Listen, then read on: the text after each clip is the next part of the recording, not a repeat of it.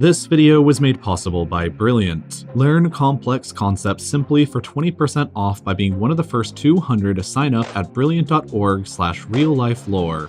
Macau is a tiny peninsula with some islands that's located in the south of China, but it's not really China. While you might not see any difference on a map between the two, not really China. While you might not see any difference on a map between the two, Macau has its own independent government, its own money, its own police, and if you cross from mainland China into Macau or from Macau into mainland China, you'll need to go through customs and get your passport stamped. This is because Macau is one of two special administrative regions, or SARs, of China, the other being nearby Hong Kong across the bay. Both Hong Kong and Macau are largely independent autonomous regions that operate their own local governments with minimal interference from Beijing. And while Hong Kong largely steals the spotlight from her sister, what with a Disneyland, huge skyscrapers with millions of people, and massive protests, Macau is just as loud but in a different kind of way. You see, gambling in all forms is illegal across the entirety of the People's Republic of China, meaning that it is illegal for 1.4 billion people, or over 18% of the world's population, to partake in the practice. However, since Hong Kong and Macau have different rules and governments, the laws are different. Hong Kong has some limited betting on horse races and lotteries, but it doesn't have any casinos. Macau, on the other hand, has gone crazy with casinos, and you can find 38 of them to choose from today, dotted across the tiny territory.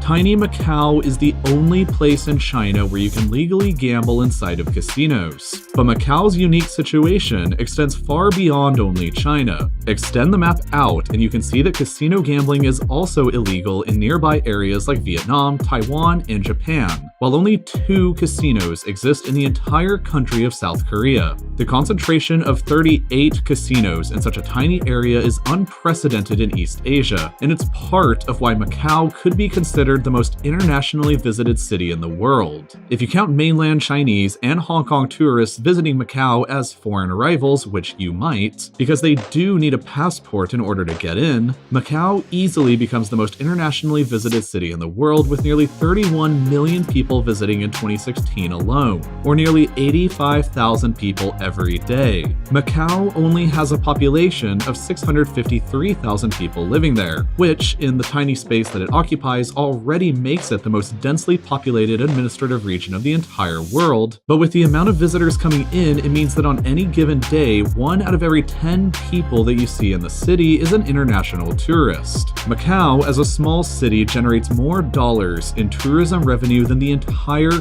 country of Japan does, and its gambling industry is 7 times larger than the Las Vegas economy. Macau is indisputably the largest and most profitable gambling center in the world, but the story behind how it became this way is both long and fascinating. The area of modern-day Macau was probably always sparsely inhabited until the Portuguese randomly showed up in the 1500s. They basically used a big pile of money to bribe a local official into giving them a lease of the Macau Peninsula, and they even began renting the area from the Chinese government every year until things started getting weird in the 1800s. The British showed up into the picture and began taking over Hong Kong on the other side of the bay and getting millions of Chinese people addicted to opium to make some money. China at the time was like a heavyweight boxer long past his prime that was weak and addicted to drugs, and sensing blood in the water, the Portuguese just started refusing to pay the rent for Macau and negotiated with the Qing dynasty in 1887 for permanent rights to occupy Macau in perpetuity.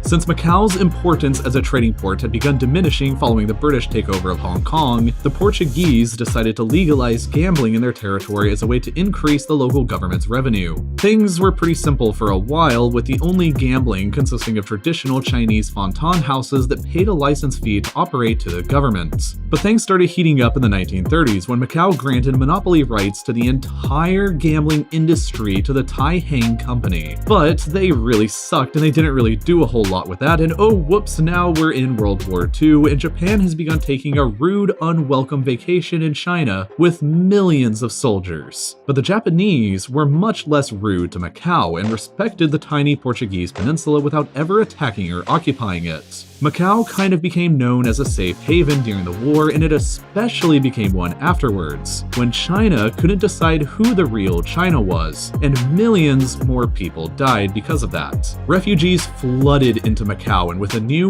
massive workforce, the economy began booming.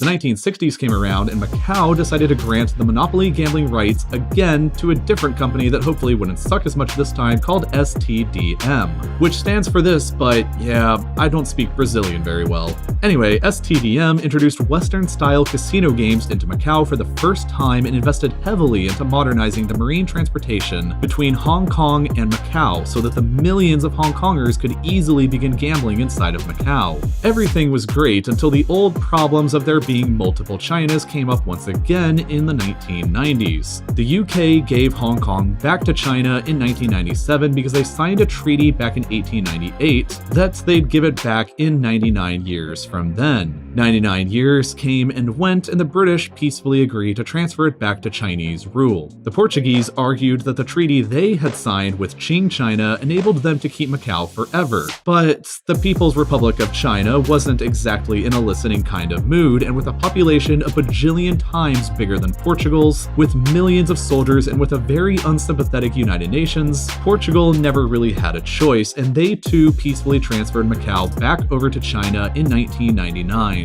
China, however, agreed not to interfere in Macau's gambling policy, and true to their word, the Macau gambling economy has actually exploded in the years following the transfer. The STDM monopoly was ended in 2002, and since then, multiple new foreign casino companies have begun operating in the territory and increasing competition. By 2007, the Macau gambling revenues overtook Las Vegas to become the most profitable gambling center in the entire world, and Macau's tourism industry is among the largest in the world.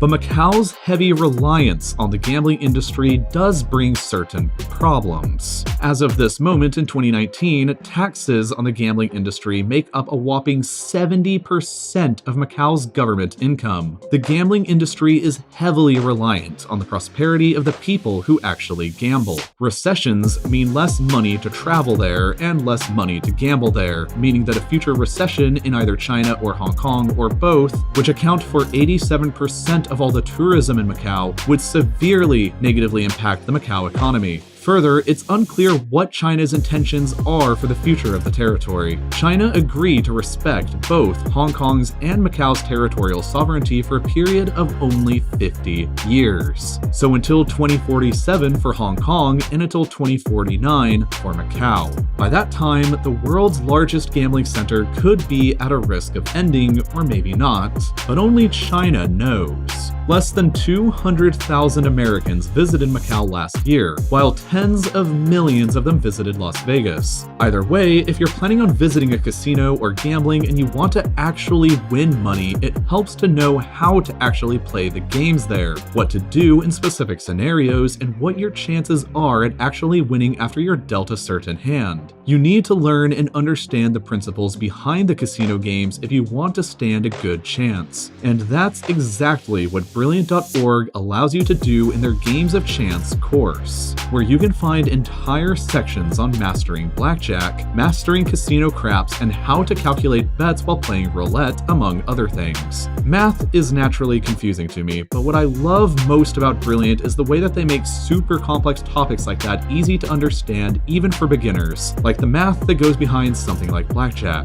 They make difficult sounding subjects easy to understand for anybody, and you can try Brilliant out for free right now by signing up at the link in the description or by going to brilliant.org/RealLifeLore. To access their full catalog of courses though, you can sign up for their premium subscription for 20% off right now by being one of the first 200 to sign up, also at brilliant.org/RealLifeLore. So go ahead and learn how to play casinos properly or how to dunk on your friends at poker night. And as always, I'll see you next week for another new video then.